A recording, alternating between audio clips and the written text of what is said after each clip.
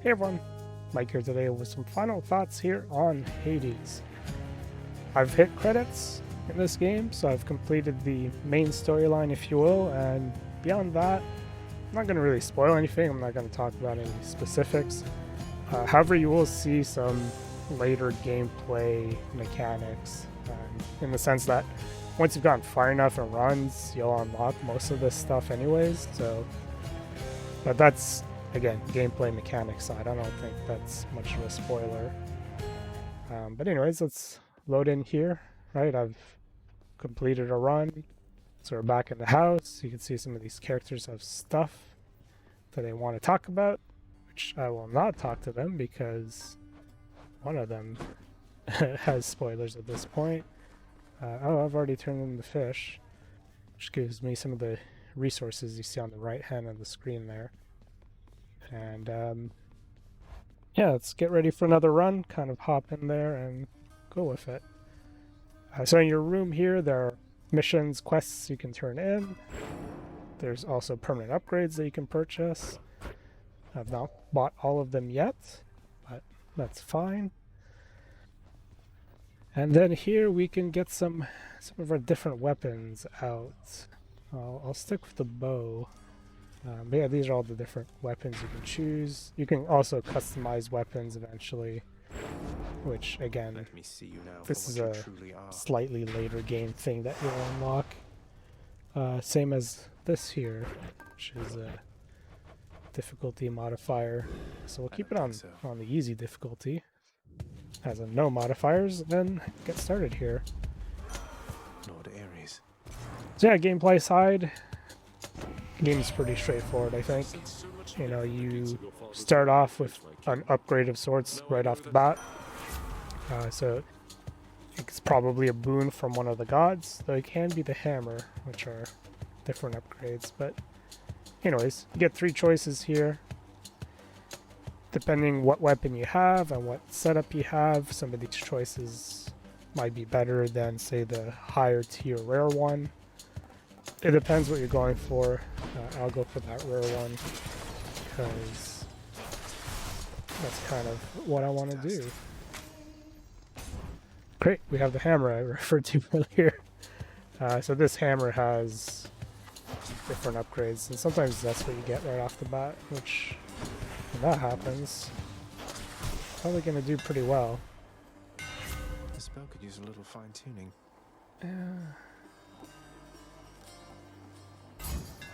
Perfect. Oh, that little bell, not the bell, but the glass ringing sounds tell me that there's fish available in this arena. So before we leave the area, of course you want to fish. They give you permanent upgrade, or they give you resources for permanent upgrades. Oh wow, that's the first time I got that fish. And so yeah, looking at the codex here, it's kind of an example of just how much stuff there is in this game. I guess this is not the first time, but you know, each of these fish, which is very much a very side thing, has a bunch of flavor text of it. And so you'll get the same thing with some of the actual gods, some of the underworld gods, and then there's other significant characters you'll meet along your way. I'm going to go ahead and re-roll that for something better. These keys are not really relevant for me anymore. And so, yeah, that's kind of the basics of the game, really. You got a handful of arenas where you get to choose. Sometimes you don't get to choose what prize or what your reward is for that area. Other times you do. Sometimes we'll have 2 doors, sometimes we don't. The game will kind of throw you a mix of run upgrades, so, you know, the various boons that gods give you, those are only valid for that run. But for the gems and the crystals that I'm getting, these are used for your permanent upgrades back at home, so those are good to have. Well, I guess we'll go with money, because money's useful for this run only. Money is not something you get to keep. You should use it. And so yeah, being the early stages of a run, you know, the game is really easy, which I think is fine. Usually getting through these early stages is a breeze. It normally doesn't take me nearly this long, but since I am concentrating on the talking a little bit, taking my time, and kind of showing off some of the basic gameplay. 'Cause it will get way more hectic than what you're going to see here. But since I'm going to try and stick to the first area of the game, I'm not going to see a lot of super crazy arenas either. But what I like is that they, you know, the weapons are pretty simple. There's 6 different weapons that you get. They all have their own very unique gameplay aspects. The different boons they get from different gods all have, you know, each god has kind of their own kind of series of upgrades. You know, they all tend to have, one god will allow you to deflect stuff, so you can get deflections on your main weapon, on your secondary, on your blood thing that you can throw out. Even bashing can give you, or dodging can give you deflection. Like, that's just one god gives you all sorts of different upgrade choices. And so some of them are good for crowd management because they'll do stuff like splash damage, or sometimes they'll do area damage as well. This god in particular has a lot of status infliction stuff and alternative blood shard attack, which I really don't like, so I'll make sure not to choose that. But yeah, basically each stage, you know, you present usually you're presented with one option in terms of reward, but yeah, sometimes you have the choice, and depending what you're kind of going for, you might want to just say, oh well, I'm so close to buying permanent upgrade, whatever, you know, given the choice, I need the gems, so we'll go with the gems to buy that upgrade later on. Or you go with the key, earlier game. Oh, we get a nice relaxing level here. But yeah, earlier on in the game I would have gone for, probably for the key, so I can unlock more unlocks first. I'll choose one of them. Thankfully you get both, so this is a good compromise to make. Dearest, just in case it hasn't been made clear as and that's fine. She'll get mad, she'll attack us as well, and that's fine. I find her thing is a little bit easier to deal with, even though I just got caught by it. It'll happen. It'll happen. So yeah, that's Hades in a nutshell, I guess. That's kind of the basic gist of this game. It's I think what makes this game so good is the fact that they spent a lot of effort in voicing all of this stuff. And not only that, but you basically never get repeating voice lines. I don't know if they've got it built into the game in the save file, but like, they might not repeat a lot of the voice lines. They may never repeat them, which is kind of crazy, but that is very possible. And so, you know, even after 50 runs, technically up to half an hour each, but probably not. But even so, let's say it is half an hour each. My successful runs are usually around half an hour, if not less. Obviously, I've not had 50 successful runs, but I've gotten pretty far in a lot of them. So let's say half an hour each, because there's between stage stuff where you're talking to characters and whatnot. 25 hours. It's quite a long time. Yes, there's 8 different gods, I believe. So that in itself still gives you a good variety of different people that you may not even see for a couple runs. Usually most runs will tend to have 3, 4, or at least you tend to only see 3 or 4 because you don't want to mix too much. You know, I tend to stick with 2 or 3 of them primarily. But yeah, on that end of things, they've done a great job. The game also has a really fun story. I've enjoyed that, and so on that end as well, you get a lot of voice work there. On top of that, the other thing that's worth pointing out is they also have a lot of just commentaries based on stuff that you're currently doing. So if you move, you know, I get a boon from a certain god, well, one of them might mention something about it, like, hey, I see that, you know, so-and-so has already visited you. You know, there's a lot of other little bits like that happen, which is interesting.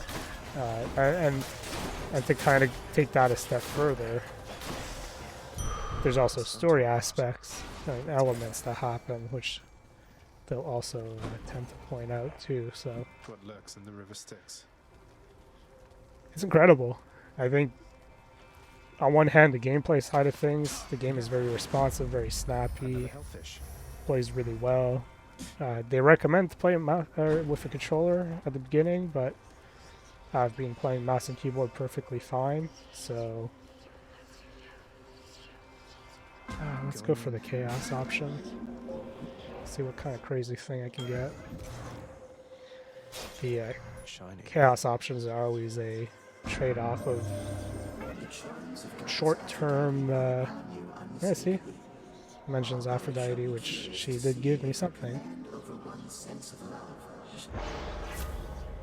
Yeah, this is a short-term trade-off for a long-term gain, or a short-term penalty for a long-term gain. So don't dash far, but my cast does more damage. Less total life, but my strike dash does a lot of damage. This is not a character I strike dash with a lot, but we'll take that. Yeah, because I'm not expecting. Oh, great. Because the next stage is the boss, of course. I'll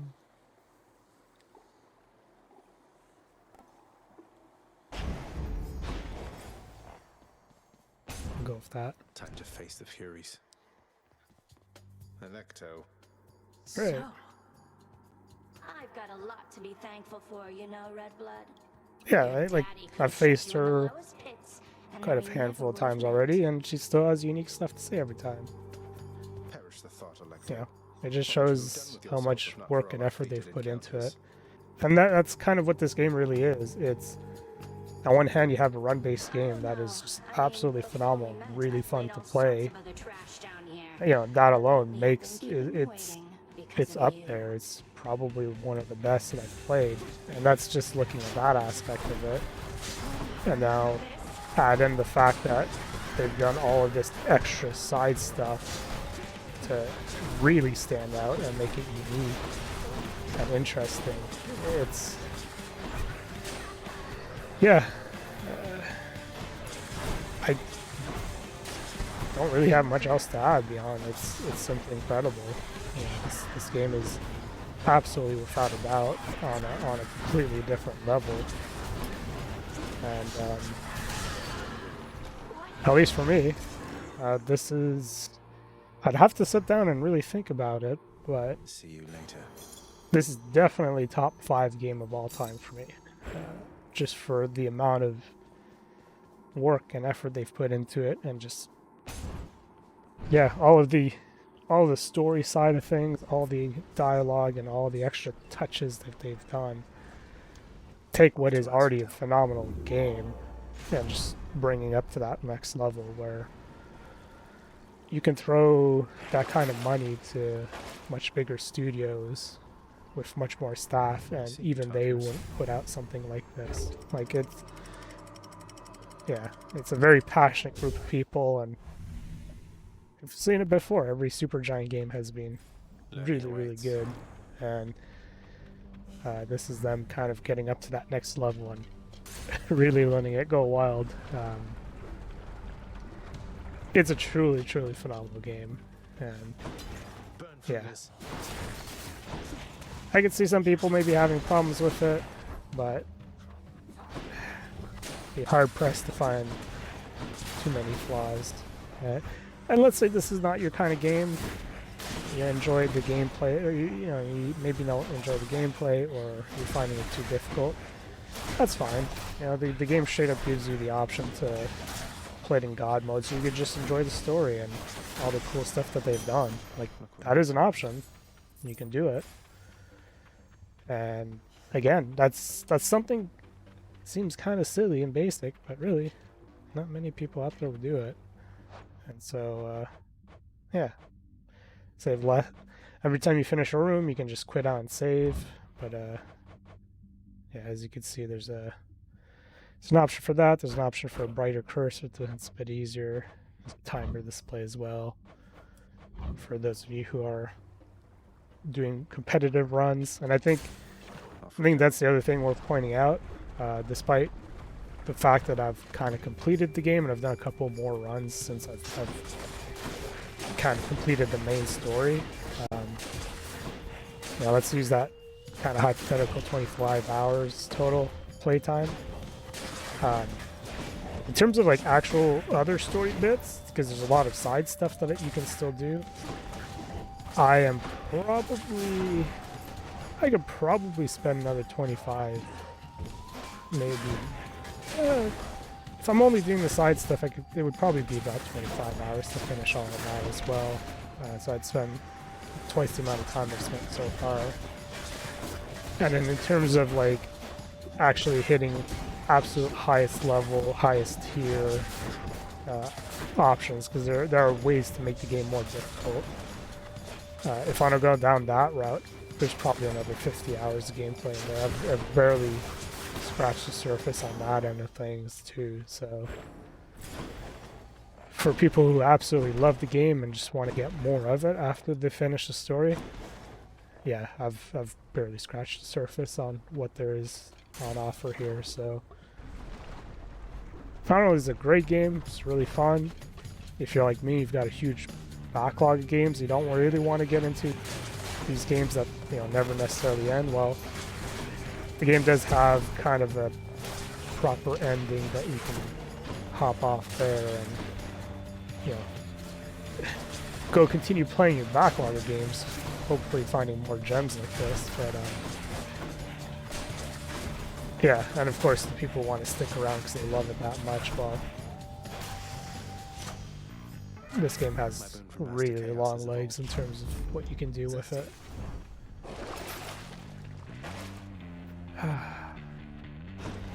Yeah, the music, the gameplay, the levels, none of that's gone old yet. I've had a lot of fun playing through all of this. Even though I've seen this 50 plus times. 51 times, I should say. 50 plus. Well, I think it was 51 at the beginning.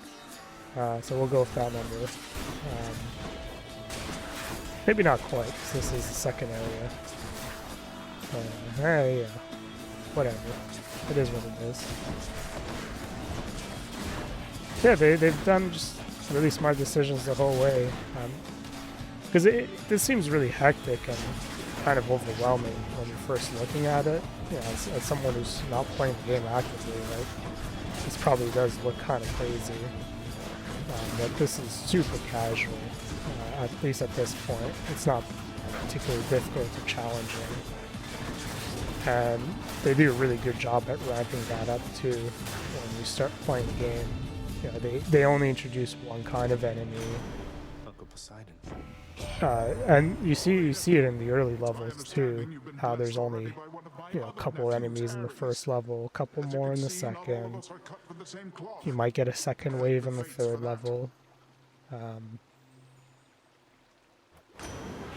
yeah, as you get further and further in the game, what they'll also do is they'll introduce more stuff in the early levels and so at least in the earlier levels, you get a bit of extra variety and whatnot. That as you're able to go through them, you'll get that extra variety. And that makes it a lot more interesting and challenging at the same time. And then eventually, by the time they stop introducing new stuff, you're probably already being pretty good. And you're getting pretty far.